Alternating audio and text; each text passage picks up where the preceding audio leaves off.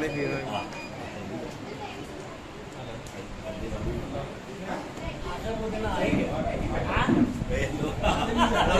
हो सकता है कई है गल्लां तो वांझ ही रह जाती कि जिन्ना का मैनू पता ही नहीं लगना सीगा।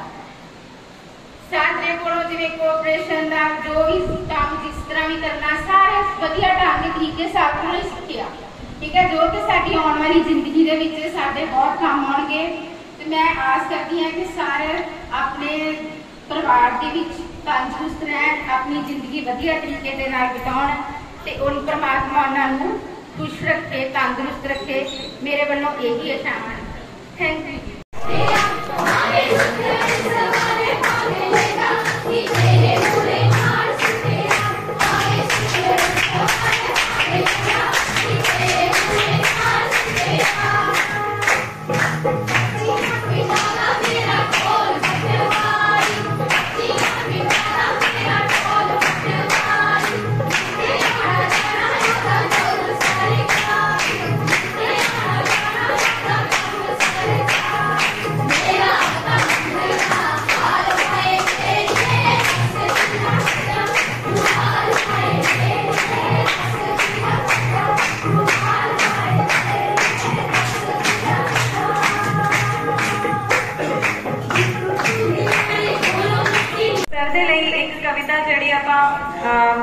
कहनी चाहवागी कि मैं कविता जी रिटायरमेंट से लिखी थी।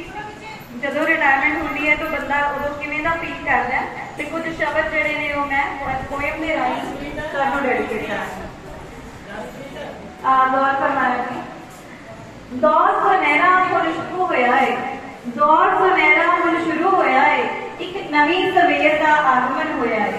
जो कुछ पिछे छुट गया सी, जो कुछ पिछे छुट गया सी, ओ सब पाउण दी वारी है आई, खुश रहन दी रुत है आई। तन्ने कहना मैं तो तन्ने खुश रहना है, खुश रहन दी रुत है आई। दुनियादारी खूब निभाओ, दुनियादारी खूब निभाओ, घर बैठे खर्चा पाओ। पुराने समय भावें बीत गए ने, पुराने समय भावें बीत गए ने, पर नवी फसल भी तां तुहाडे कोलों है आई। मेहनत ते ईमान नाल नौकरी तुसी है हंडाई, मेहनत ते ईमान नाल नौकरी तुसी है हंडाई।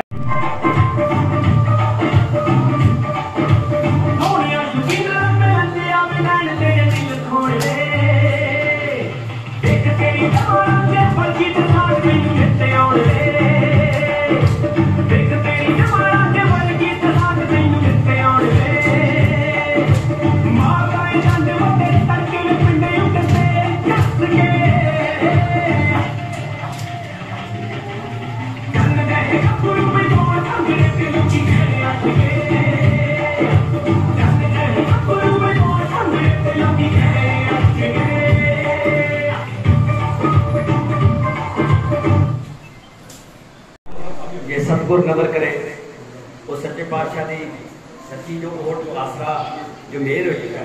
अज मेरा बड़े भरा श्री सतीश जी बड़े शान शौक के सरकारी इंतजाम साल जो 58 साल की उम्र होंगी है वो अपनी सेवावां जो रिटायर हो रहे हैं।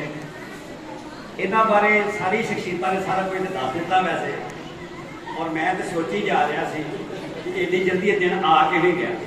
तो कल दी गल्लां ने 30-32 साल सानूं इकट्ठियां हो गए। पहले असीं कॉलेज पढ़ते उत्थे फ्रेंड विछड़ जाते हैं, फिर सर्विस से आ जाते हैं और उन्होंने दोस्तों को याद करते हैं, समा नहीं दोबारा आता और फिर इतने इन्होंने को मिल जाते हैं। साडा दूसरे डिपार्टमेंट वालों थोड़ा एक वखरा फर्क है कि इत्थे तुसीं वेखदे कि साडा एक फैमिली का माहौल हुंदा कि बच्चे एक प्यार एक परिवार बन जाते असीं। जिस तरह साडे तेंद्रपाल जी सीनियर बैठे ने, मतलब कदों दे रिटायर हो गए, साडे फादर साहब ने भी रहे और साडे नाल पहले जिस तरह दस्सिया कि है तो साडे तो बहुत छोटे, बार बार मैं कह दे रहा कि एक फादर की फिक्र की योग गवाही देने वाली एक गाइड बन जाते। और शायद असीं सोचा नहीं सी जिहड़ियां पोजीशनां ते असीं पहुंचे। बड़ी जिम्मेवारी वाली पोस्ट होंदी है एज ए टीचर, बच्चों के नाल साडा संबंध होंदा, पर एज ए एडमिनिस्ट्रेटर तुहानूं बड़ी ही तरीके नाल बड़े सलीके नाल काम करना पैंदा वा अजकल के दौर च खास करके। और इन्हां दी गाइडेंस दे नाल मतलब परिवार कह रहा है कि इन्हां दे विच की सी कारण ये सी कि ये जदों ਸਕੂਲ ਦੇ ਵਿੱਚ ਬਤੌਰ ਅਧਿਆਪਕ ਸਨ ਉਦੋਂ ਐਡਮਿਨਿਸਟ੍ਰੇਟਿਵ ਵਰਕ ਵੀ ਬਹੁਤ ਅੱਛੀ ਤਰ੍ਹਾਂ ਕਰਦੇ ਰਹੇ। ਸੋ ਟੀਚਰ ਜਿਹੜੇ ਆਉਂਦੇ ਨੇ ਇਹਨਾਂ ਨੂੰ ਸਿੱਖਣਾ ਚਾਹੀਦਾ ਕਿ ਕੁਝ ਨਾ ਕੁਝ ਸਕੂਲ ਦੀ ਵਰਕਿੰਗ ਵੀ ਸਾਨੂੰ ਸਕੂਲ 'ਚ ਸਿੱਖਣੀ ਚਾਹੀਦੀ ਆ। ਕੱਲ ਨੂੰ ਤੁਸੀਂ ਹੀ ਅਗਲਾ ਯੂਥ ਜਿਹੜਾ ਇਹਨਾਂ ਨੇ ਹੀ ਪੋਸਟ ਤੇ ਆਉਣਾ ਵਾ ਔਰ ਜਿਹੜਾ ਸਿੱਖਿਆ ਭਾਗ ਦਾ ਲਗਾ ਲੈ ਅੱਡੀਆਂ ਦਾ ਔਰ ਸਾਰੀ ਦੁਨੀਆ ਪਾਣੀ ਭਰਦੀ ਹੈ ਪੰਜਾਬ ਦੀਆਂ ਸੋਹਣੀਆਂ ਨਦੀਆਂ।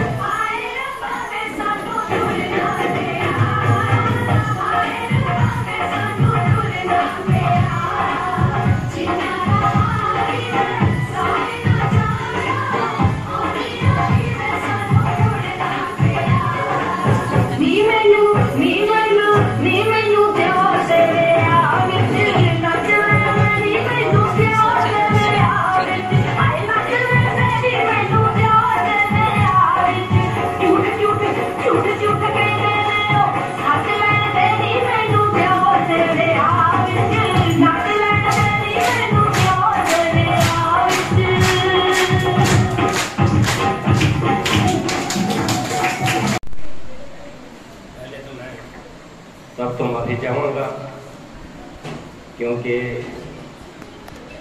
मैनू पंजाब छड्डिया 35 साल बीत चुके हैं। तो हो सकता है पंजाबी और हिंदी का मिश्रण जो है मैं इसे सुना। आज के समारोह के मुख्य अतिथि परमात्मीय मेरे बहुत निजी दोस्त पीस जी जो कि इस स्कूल तो अज इस विभाग में विदा कर रहे हैं। उन्होंने आए हुए उन्होंने मैडम धर्मपत्नी उनके भाई संजीव जी दिलीप जी उनकी धर्मपत्नियाँ और उनको जन्म बच्चे और उनका बेटा आपको मालूम है कि वो कनाडा में एजुकेशन ले रहा है। बहुत ही गल्लां मैं सुनिया और मैनू कोई गल नहीं मिली। क्यों? क्योंकि मैनू याद है जब मैं 5वीं च अपने श्री राजेश खन्ना जी प्रिंसीपल सरकारी सीनियर सेकेंडरी स्कूल मुरादपुरा वो अपने 2 शब्द जोड़े हो साडे नाल साझे करें।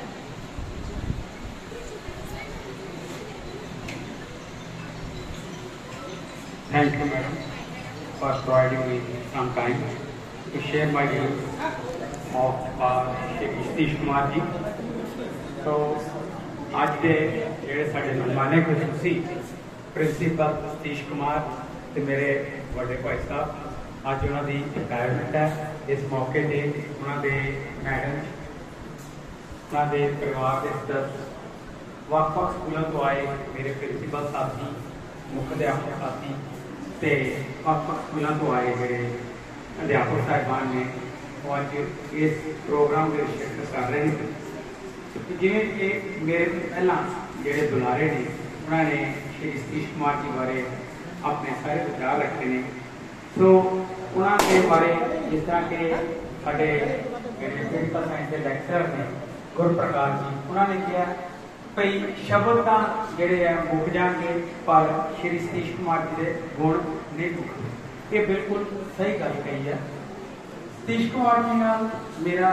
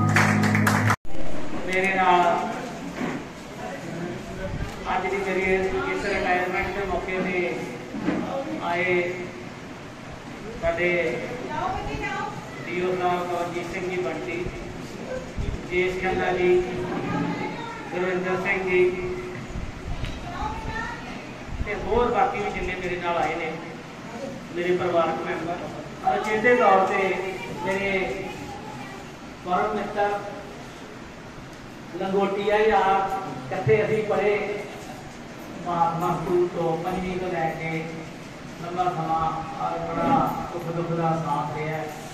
श्री नंदलाल शर्मा जी जिहड़े मास्टर थे, मैं इन्होंने बुलाया नहीं, मतलब नहीं आ गया जिन्हें बंटी साहब ने बुलाया नहीं तो मैं पिछले गड्डी च वेख्या, मैं पिछे बैठा कौन है, कहते बंटी बैठा, मैं ही कितों आ गया, कहते रह दो तो दोस्तों मैं यही ध्यान रखा जी नाल मेरा वादा सी 15 तो नहीं बदल के मैं क्या शायद वध भी गए हो, बड़ा मुश्किल भरिया। तो मेरे नाल आए कमलप्रीत सिंह जी दयाल भड़ंग तो, रमेश्वर नारायण जी आया, विष्णु जी मेरे मित्ता नंदल दे, दविंदर जी मेरे परिवारक मैंबर ने, तजिंदर बाजी मेरे सारे ही जानते मेरे को रोज ही नाम सुनते, सवेरे दोपहर शाम से इन्ना फोन आता रहता। कविंदर सिंह संधू वासा के दिलों तो मेरे जो पहला स्कूल जो मैं छड्ड के आया दफ्तर से, उत्थे मेरे तो बाद प्रिंसीपल गए तो खैर हो जा रहे प्रिंसीपल सतीश कुमार जी, साडे भाभी जी, साडे छोटे भी मेरे भतीजियां जिहड़े परिवारक मैंबर होर नाल आए ने, बहुत सोहना लग्या इत्थे आके। प्रताप प्रिंसीपल जी ने अपने सारे विचारों में सारा कुछ समेट के रखता, इन्हों का कितना मेल साथ ही इतने।